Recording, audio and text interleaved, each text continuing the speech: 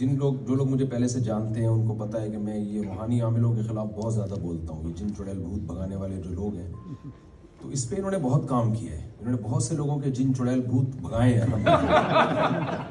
ایک دفعہ دبئی کے سفر میں ایک صاحب میرے ساتھ بیٹھے, کہنے لگے کہ آپ روحانی علاج کرتے ہیں. میری پگڑی دیکھی نا انہوں نے. میں نے کہا بہت اچھی طریقے سے کرتا ہوں, آپ کو کیا مسئلہ ہے؟ انہوں نے کہا مجھ پہ جن آتا ہے, چڑیلیں آتی ہیں وغیرہ وغیرہ.